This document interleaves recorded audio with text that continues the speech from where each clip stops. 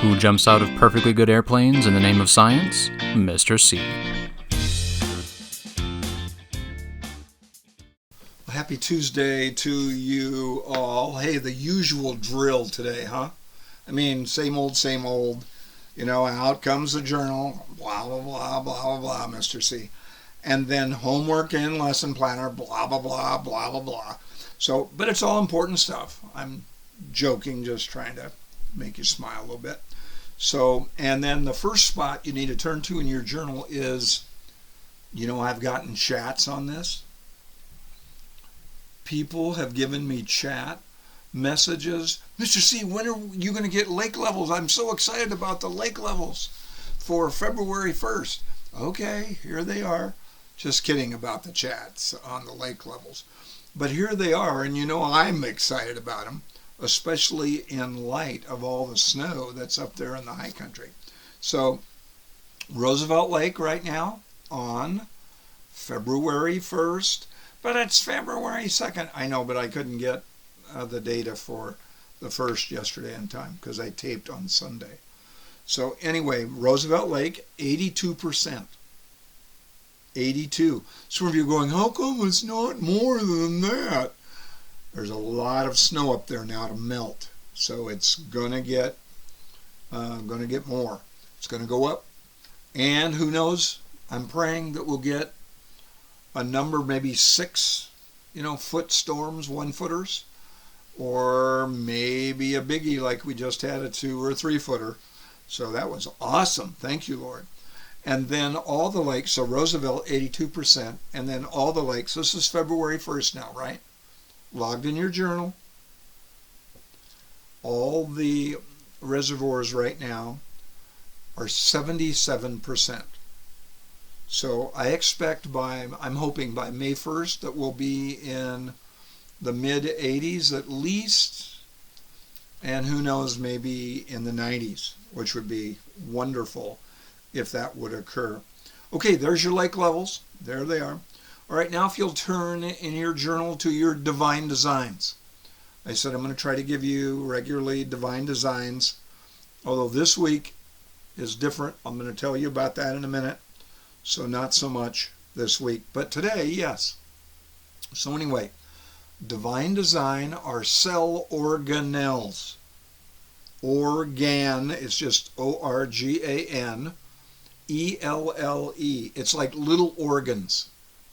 It's like organs within cells, but they're little bitty. Little bitty. So little bitty organs inside cells are called organelles. And again, just overwhelming level of, you know what I'm going to say next, complexity. Over the top level of complexity. So organelles. I think that's number 6. I don't have the sheet from yesterday, but I think that's number 6. So with all the ones that we've done, we'll keep adding to it. So, and you're seeing a photo right now of a cell again. So, and you're seeing a number of the organelles. Now, if you look carefully in that photo, you should see mighty mitochondria, which you 7th grade won't know this, but 8th grade do. Mitochondria take the food you eat. Hamburgers tonight for us. So our bodies, our digestive systems, break the food down into chemicals that our cells can use, that the organelles can use, and then the mitochondria turn it into a kind of energy that the cell actually can use to stay alive. So over-the-top complexity, they had to be designed by God. They couldn't have evolved, or no cell would live, because the mitochondria had to be up and running with their very highly complex level, or we ain't getting the energy out of the food we eat. By the way, digestive system too, and all the organs with it. There are literally millions of divine designs in our human bodies. Amazing. So organelles. Oh, the other organelle that's famous, RBP. 8th graders know this. RBP. Ribosomes build proteins. RBP. Ribosomes build proteins. Your body is basically a protein body. It's made of thousands of different kinds of proteins, like muscle, like cartilage, like covering skin, a different kind of, made by a different kind of protein. So anyway, we are protein machines, and the ribosomes build those different proteins using DNA, which is all of that right there. There's got to be a God just for that process of building just the right kinds of proteins. Way to go, God. Amazing. Okay, homework and assignment book, or I should say lesson planner. It used to be AB. It used to be HWAB, but we could call it the assignment book, but the other name we use is lesson planner. So anyway, in your lesson planner, here's your homework. 7th grade, you need to review the metric system information and the matter information. We'll cover new matter information today. We're going to review the metric system in just a little bit. And 7th grade, you're having a test on the metric system. Mr. C, we just had one. I know. I want you to really know it. Like really know it. Like backwards and forwards. So only 7th grade, test on Friday. Metric system and matter. What we're going over right now. Matter, what it is, what it's made of, that kind of thing. And some elements as well. 8th grade. How about you? Well, you've got a different week this week. You 8th graders already know, you've had a meeting on this, that you have a special test to take. I think it's the some kind of Iowa test. We used to take Iowa tests when I was in elementary school. And anyway, your test is on Wednesday and Friday when you have science, except if you're period 2. Period 2, you'll still come to science on Wednesday. And then Thursday, all 8th grade, you'll show up in my class, and we'll watch the Wednesday video that 7 saw. We'll watch that on Thursday. And then 8th grade, you will watch, you'll end up watching the next video they watch on Monday. And then 8th grade, next Wednesday, you're going to have that test on the metric system and matter next Wednesday. Wednesday's a half day next week. Perfect for a test. Just enough time to take a test. So we'll take that next Wednesday. So a little bit different week. So again, 8th grade, you have the test Wednesday and Friday. Thursday you'll have me, and we'll do catch-up science on Thursday. Period 2, prepare yourself on, I got to get this right, since you'll still have my class with Mr. Phillip on Wednesday and Friday. You're going to watch, half of you are going to watch a 20-minute video or 15-minute video. The other half is going to make sure you have every microscope, how should I say it, section done, and every science activity done. So you're going to clean that all up and make it beautiful, because you're going to be turning that in just a few weeks, and you'll want maximum points. What's it going to be worth? I don't know, 25 to 30? It's not small. So you want to make sure you do it well. 7th grade, that'll be you too, eventually. So, and you other 2 sections of 8th grade. So look for all that. I hope that's clear. So this week's just a bit different. Now you've got a tan sheet. So all of you on your tan sheet, if you will number as we go along, I have some review questions for you on the metric system mainly, and a few on matter from what we covered yesterday on matter. We're going to do it quickly. Now, if you get a perfect on this, it'll be worth a homework pass. You can put your name on this and turn it in.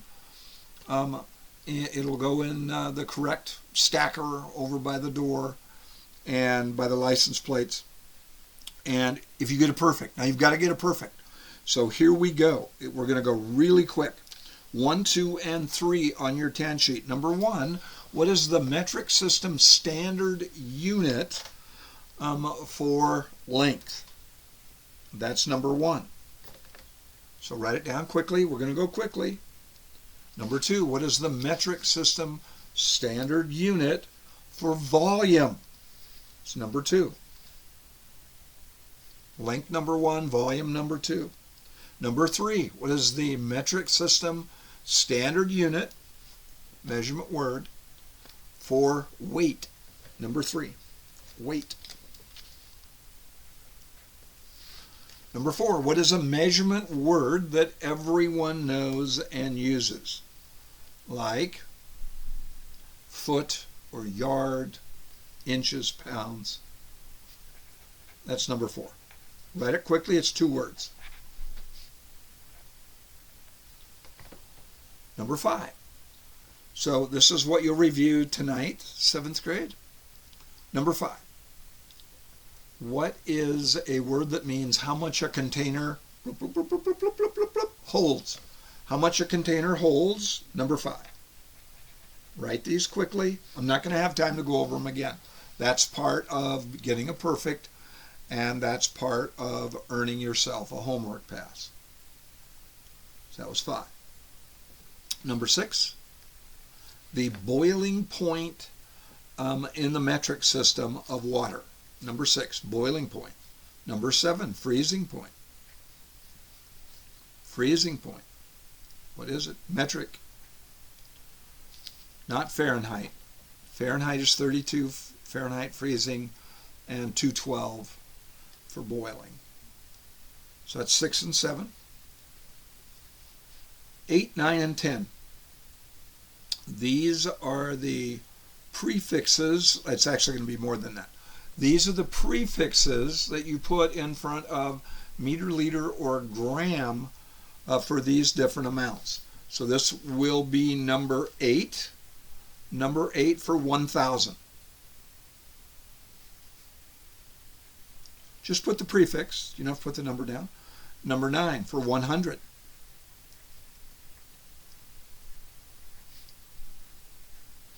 Number 10 for 10. How about that? So number 8, 1,000, the prefix that we put in front of meter, liter, or gram to make thousands of them. Number 9, 100. And then number 10, 10. Number 11, we'll skip base equals 1. So now for number 11, I want to know what is the 1 for 0.1 or 1/10. 1/10. Number 11. Number 12 for 0.01 or 100th. So what is it? Got to nail these. 13 for 1,000th, 0.001. Not much. Small amount. What is it? It'll be the amount. Almost gave it away. Woo, it's a close one. 13. Okay, next. This will be 14. 14. 1 meter is 3 inches more than what? I told you. Told you several times. 1 meter for measuring length. 1 meter is just slightly more than what? 3 inches more than what? So that was 14, right? 15 now. 15. 1 gram isn't very much weight. 1 gram equals what? I showed you a number of times. 1 gram equals what?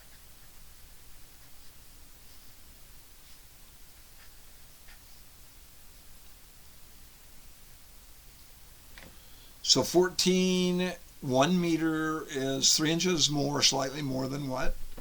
And then 15, 1 gram equals about what object did I use?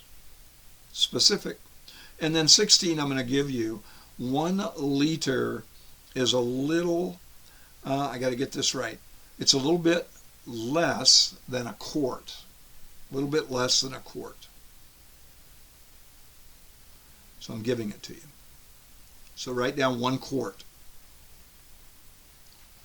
You know, when you get like like a quart of chocolate milk or whatever, orange juice or something. Okay. All right, next. This will be 18. 18 and 19. What are the two qualifications for matter? All matter has to have and it has to have that. What are the two things? Two things. And then this will wind it up 20, 21, and 22. In 20, what do we call the kind of matter where the atoms are packed tight? And they're vibrating a little bit, but not a lot. They're packed tight. And they don't change shape. They maintain their shape. What do we call that kind or form of matter? This will be 21. What do we call the kind of matter where the atoms are more loosely packed and they'll roll over each other and they're spread out a little further? And then 22, what do we call the kind of matter where the atoms are very loose and they're kind of free floating and they don't have a definite shape. They don't take up a definite space. Whatever container they're in, they just float around. So what's that? Oh, and I do have one more. 23. What's the kind of matter found on the sun and stars? Atoms are really flying around, super flying around. They have tremendous kinetic energy, it's called. So that's 23. Okay, here are your answers. You can grade with the pen and pencil you have, but be honest. If you didn't get a perfect, then this is for review purposes. If you didn't get a perfect, then don't turn it in. All right, number 1 is meter. Number 2, liter. Number 3, gram. Meter, liter, gram. Number 4, standard unit, a measurement word everyone knows and uses. What do we call a container? How much space something takes up? How much is in a container? That's volume. Number 5, volume. Meter, liter, gram, standard unit, volume. Number 6, 100 C for the boiling point. Number 7, 0 C for the freezing point. This will be number 8. 1,000 is kilo. Number 9, 100 is hecto. Number 10, deca is 10. Like 10 meters or 10 liters or whatever. Deca. Number 11, remember we didn't do base, so we didn't do 1.0. Number 11, 1/10, 0.1, deci, D-E-C-I. Number 12, centi for 0.01 or 100th. So number 12, centi. 13 is milli, 0.001, 1,000th. So here they are again. Number 8, kilo. Number 9, hecto. Number 10, deca. Number 11, deci. Number 12, centi, C-E-N-T-I. And number 13, milli. 14, 1 meter equals about 1 yard. It's actually about 3 inches more than a yard. 15, a gram is equal to 1/4 of a sheet of standard paper, 8.5 by 11. That's what I kept dropping. Now, if you had a half a sheet, I'll give it to you. Half or a quarter sheet of paper. Otherwise, I can't give it to you. So 15, a quarter sheet of paper or half a sheet. 16, let's see.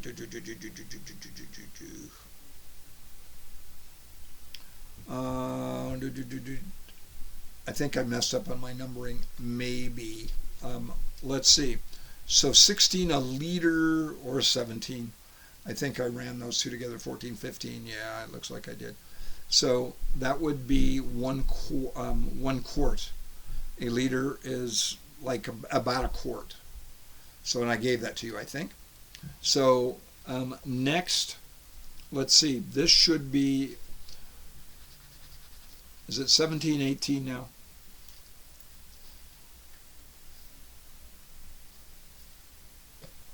Okay, I didn't write those down. Mr. C, did you miss number?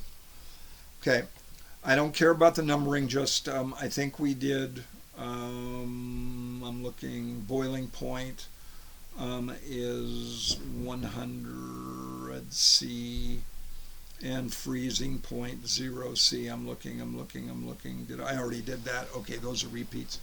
Okay, so next is the three kinds of matter. So it would be solid, liquid, gas, right? In that order. I don't care about the numbering now. It's my bad. See, I just wrote it down on my scratch sheet. I should have been more careful. So solid, liquid, gas. And then the last one on a star or the sun, it's plasma. The kind of matter is plasma. Now, if you got all of those right, you can just put 100% at the top, 100%, name, date, period, turn it in. Okay? If you have a question, you're not sure, turn it in. If you think you got them all right, turn it in. I'll look it over. I'll log in. Your homework pass. Okay? So, how are we doing time-wise? Pretty good. Okay. I wanted to spend a little time on that video you saw yesterday before I show you another video today. Okay. I really love that video that you saw yesterday. I liked the way they did it. So, just showing you one more time that in a solid, the atoms are packed tight. They have a definite shape,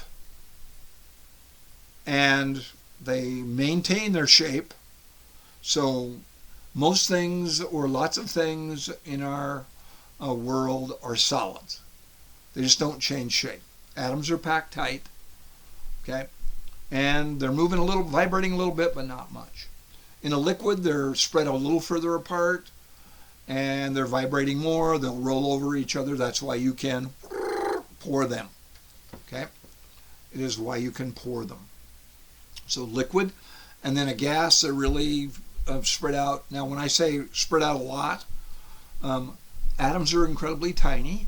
So the atoms are spread out, but still, it's not much space. But compared to liquids and solids, spread out quite a bit more. And vibrating a lot, flying around, moving, flying all over the place. Solids, liquids, and gases. And then in a plasma, they're really flying around. They're ripping around, really flying around. And you only find plasma on stars, or in the video, they said on Earth, if you electrically charge a gas, it will, in a tube, it'll make a lot of light. And then you can use it as a sign. So what is the gas? Neon, like a neon sign, right? Okay. And then you learned about the fifth kind of matter. This will be a bonus on a test. It's called BEC, Bose-Einstein, and then it's called condensate. Bose-Einstein condensate. And got to make myself a note. In a Bose-Einstein condensate, it's so cold that the atoms don't even vibrate, and they're just locked in to like one chunk of matter. A bunch of atoms kind of locked into one chunk of matter. Super duper cold. So, and we only find that kind of situation like in a lab. And Bose-Einstein condensates, BECs, were only discovered in 1995. Some of you are going, I wasn't even born yet. I know, but you know, like I've been on the planet quite a while when they discovered them. So it's pretty cool. So Bose-Einstein concentrate. What's the temperature of those? They're so cold that we call it absolute zero. So it's like Fahrenheit. It's like minus 460 Fahrenheit. Minus 460. Just no atomic vibration or movement. So that'll be a bonus. That'll be a bonus. And I just wanted to tell you one more thing. To me, this is amazing before you see the second video on atoms that I think you'll find quite interesting. You want to take notes too in your journal, so get ready. I'll tell you the topic in just a minute.